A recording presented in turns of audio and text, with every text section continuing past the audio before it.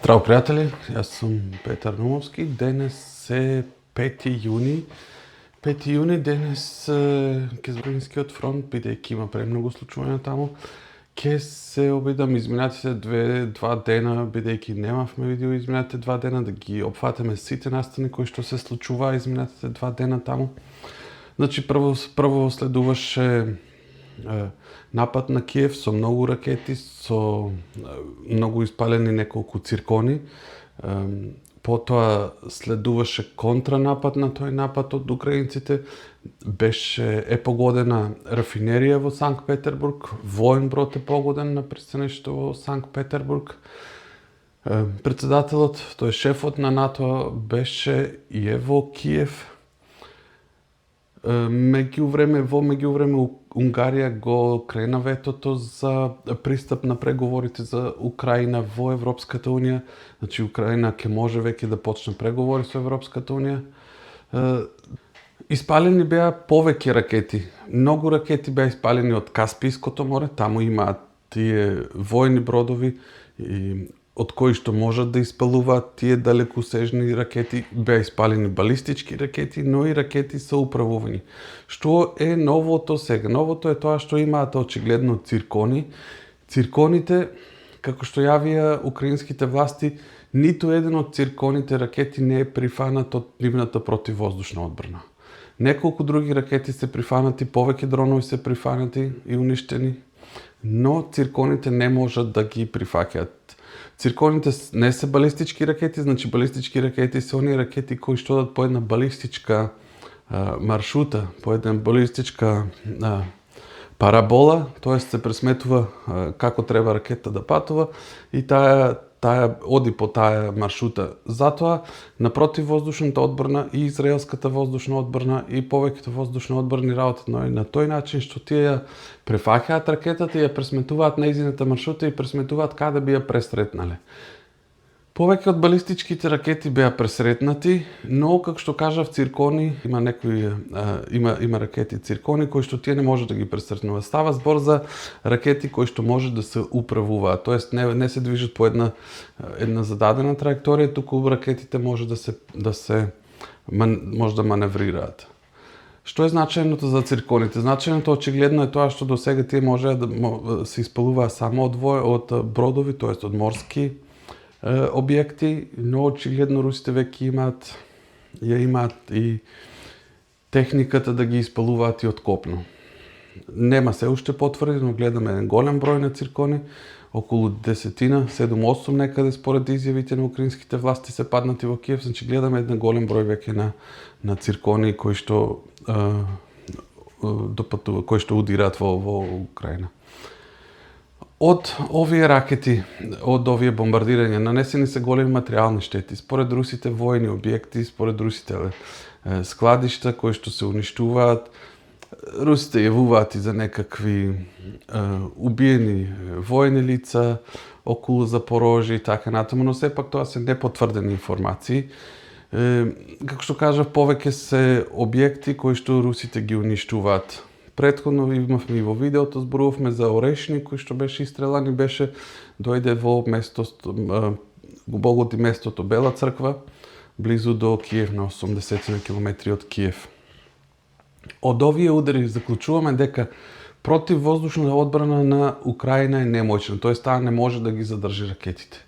Очигледно ова и пораката на Руската Федерација кон сите инволвирани во случајот во фронтот, особено кон Европа, дека за нивните ракети Украина и НАТО и Европската унија немаат одбрана и тие може да продираат. Очигледно тоа е пораката, бидејќи ракетите продираат, немаме многу жртви и имаме само уништување на објекти. Дури и во претходното видео зборувавме за тоа дека Орешник е истрелана, но Орешник се употребува само со нејзината кинетичка енергија, тоест со брзината од која што паѓа, бидејќи ракетата не носи никакви полнежи внатре. Очигледно се сака само да се демонстрира дека тие се во состојба да нанесат удар, но не и да но не сакаат и да нанесат некој потежок удар со поголеми жртви. Меѓутоа и знаете после погодувањето на Старобелски на студентскиот дом веќе во руската јавност се бранува, веќе постојано луѓето говорат веќе и по медиуми дека се незадоволни, дека бараат пожесток одговор, дека Руската Федерација мора пожестоко да нападне.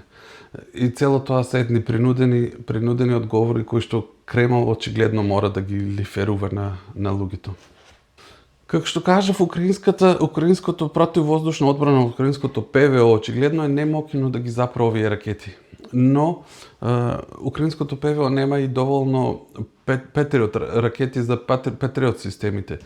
Многу од овие ракети беа употребени во блискоисточната војна, во војната против Иран, каде што земјите од Персискиот залив употребија многу Петриот ракети, соборувајќи дронови и ракети од Иран. Таму се употребија голем дел од складовите и на американците и во моментот очигледно нема доволен број на Петриот ракети, затоа украинското ПВО не е во состојба да даде еден соодветен одбранување од овие руски ракети. Затоа беше и повикот на претседателот. Тој повика сега дека ги повика американците да му лиферуваат ракети или пак да му дадат украинците да произведуваат Петриот ракети. Зеленски ги повика да му ги отворат лиценците, да му дадат начинот да му дадат дозвола и украинците сами да се ги произведуваат Петриот ракетите. Нема одговор, очигледно американците не верувам дека би се согласиле на такво нешто. После нападот на Киев следуваше еден контранапад, еден доста показен напад, еден напад кој што одекна во медиумите широко некој удар врз Руската Федерација се пренесува насекаде, се прави една помпезност од него, затоа украинците добро ја владаат таа медиумска кампања и на медиумско представување на нивната страна. Украинците успеа со дрон да погодат пристаништето и рафинеријата во Санкт Петербург. Рафинеријата во Санкт Петербург е најголемата рафинерија. Има околу 20 склада за нафта, за нафтени деривати. Таа е најголемата рафинерија во цел Балтикум. Значи станува збор за една огромна рафинерија. Украинците успеа да ја погодат рафинеријата. Значајното е тоа што тоа е една голема медиумска победа за украинците, бидејќи во моментот во Русија, во Санкт Петербург се одржува меѓународниот економски форум во Русија. Меѓународниот економски форум е еден пандан на економскиот форум во Давос само за рускиот свет, за русите.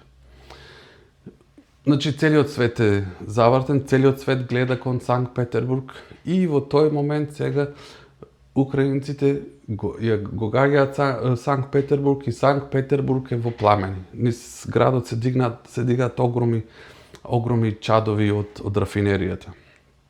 На кој начин се одвивал нападот? Според некои руски аналитичари и украински, очигледно се пушта еден дрон кој што оди по Балтикот и горе некаде околу Санкт Петербург, го навигира други дронови кои што патуваат преку земјите на Балтикот, т.е. преку Литва, Латвија, Естонија. И овој дрон ги навигира за да овие дронови успешно дојдат до нивната цел. Руската ПВО соборила повеќе од 60 на дронови според нивните изјави, но неколку дронови успеале да продрат. Очигледно колку и да е добра таа противдронска одбрана, очигледно не може да се справи со сите дронови, а и да се справи тие со нив носат некаде околу 15-20 килограми експлозив и дури да се справи, дури да го руши дронот, тој дрон паѓа доле и тој експлозив експлодира некаде. А затоа ако е во населено место, кога би експлодирал тој експлозив, би настанале можеби и човечки жртви. Од тие причини не беше соборен и дронот во Романија. Освен дронот кој што ја погоди рафинеријата, има еден друг дрон кој што украинците го имаат снимано, кој што подоцна ги емитуваат тие видеа. Дрон кој што оди на военото пристаниште, имаат големо воено пристаниште Кронштадт, близу до Санкт Петербург, каде што имаат воени бродови, и еден од дроновите удира во една фрегата. какви и колку се материјалните штети не е јасно, но самиот успех, самото тоа дека украинците ја прават таа медиумска исто така пропаганда зборува за тоа дека украинците се повешто ги владеат технологиите и техниките за дронови. Очигледно тие имаат исто така и помоши од Европската унија, бидејќи гледаме и министерот за одбрана на Германија беше пред некое време во Украина. Потпишаат договори за соработка. Очигледно имаат тесна соработка и со европските фирми. Голем дел од набавките за дронови доаѓа од Кина, но украинците ги совладаат и произведуваат големо количество на дронови и се почесто ги употребуваат тие дронови во внатрешноста на Русија, погодуваат особено нафтени рафинерии, имаме и редукција, имаме ограничување на нафтата и на потреби за корисниците во Русија на некои бензински успех во индустријата за дронови. За дроновите, за Балтикот, зборувавме исто така во емисиите, доколку не ви се погледнати, доколку сакате повеќе информации, може да ги погледнете во една од емисиите во каналот. Таму говоревме исто така, очигледно дроновите се снабдуваат со вештачка интелигенција. Некои од анализаторите зборуваат за тоа дека дроновите кои што удрија во Старобелск, во студентскиот дом, биле со вештачка интелигенција. И некои од студентите може би носеле или имале закачено знамење или нешто со воени ознаки, затоа дроновите очигледно го препнале тоа како воен објект и затоа удриле таму. Тоа се претпоставки на анализатори, но може би тоа е една вистина. Но факт е дека дроновите се снабдуваат со вештачка интелигенција и се повеќе дронови има со вештачка интелигенција кои што се праќаат кон внатрешноста на Руската Федерација и каде што самите потоа ги избират своите цели и удираат во своите цели. Нешто кое што е малку заплашувачки, кое што треба да не загрижи сите, зошто бидејќи еден дрон со вештачка интелигенција, гледате, тој самиот решил дека треба да удри во студентскиот дом, очигледно. Нашол некои забелешки, препознал дека е тоа воен објект и удрил таму. Но проблемот со дроновите со вештачка интелигенција е тоа што тие можат самите да одлучуваат. Што значи тоа? Тоа значи дека нема никој виновен, тоест ги распоредуваат дроновите и дроновите во еден момент сами взимаат решение дали да нападнат или не. Имаме едни одлука пренесена на едни машини кои што можат да земат одлука да одземат човечки животи.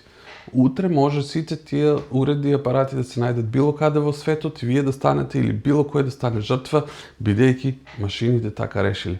Гледаме еден можеби опасен развој на сите тие технологии кои што произлегуваат од оваа војна во Украина. Имаме технологии кои што се експериментираат и украинскиот фронт е очигледно и место каде што се тестираат тие нови технологии. Накратко збор за останатите информации, друг пат понатаму ќе работиме овие денови исто така темата. Во моментот во Русија се одржува економски форум, светскиот економски форум. Влезот учеството на економскиот форум во Санкт Петербург е некаде околу 18.000 евра. Присуствуваат огромен број на луѓе од цел свет. Присуствува за прв пат американска делегација, не од високо ниво, од некакви. Паралелно со тоа во Украина предстојува председателот, тоест шефот на НАТО Руте. Тој е таму заедно со повеќе представници од НАТО алијансата. Руте имаше обраќање паралелно со форум во Санкт Петербург. Руте е во Киев и тој се обрати и кон Русија, нарекувајќи дека постепено ја губат војната, повикувајќи ги младите руси да не влегуваат во војна, бидејќи може да станат жртви, зборувајќи за тоа дека Русија има големи жртви, неоправдани жртви во Украина и дека треба да прекине таа војна. Вчера беше соопштено исто така дека новиот премиер на Унгарија, Петар Маѓар, го дигна ветото за Украина, тоест унгарците не стојат повеќе на патот на Украина кон Европската унија и очигледно Европската унија наскоро на есен ќе ги отвори преговорите за почетокот на преговорите за членство во Европската унија на Украина и Молдавија. Украина е можеби една опасност за Европската унија, бидејќи е во војна, бидејќи наскоро нема изглед за решавање на таа војна криза, но исто така и Молдавија е една криза, бидејќи Молдавија е една разделена земја. Во Молдавија живеат два големи етноси. Имаме и една територија каде што е очигледно под контрола само на локалните власти. Тоа е Транснистриен, тоа е Тирасполь, главниот град. Значајното е таму што во моментот русите даваат на сите руски пасоши на луѓето руси кои што живеат во Транснистрија. Другото значајно е тоа што наскоро има избори, победи на некаков начин сегашната и претходна председателка Маја Санду од романско потекло, но и Маја Санду во изминатите неколку месеци во некакви интервјуа ја отвори темата за тоа дека Молдавија би можела да се приклучи кон Романија, да се приспои кон Романија и на тој начин Молдавија да влезе наеднаш во Европската унија. Значи имаме една отворени теми за тоа дека Молдавија би можела да се приспои со Романија. Во Молдавија имаме огромно руско малцинство, имаме територија која што ја се контролира од русите таму и не знаеме колку оружје имаат русите таму. Но ќе ги следиме овие теми, ќе следиме што ќе се случува со Европската унија и преговорите на Молдавија и Украина кон Европската унија. Засека да останеме во тајмингот, мислам дека се доволни информации. Денес ќе следиме што ќе се случува на форумот, на економскиот форум во Санкт Петербург. Пред да се одадеме повторно уште еднаш повик, единствениот начин да добивате видеа со информации кои што ги нема во медиумите за масова комуникација, во телевизија и радија, е да се претплатите за каналот, да направите subscribe или абониран и на тој начин да ги добивате видеата. За сега поздрав и убав ден, пријатно.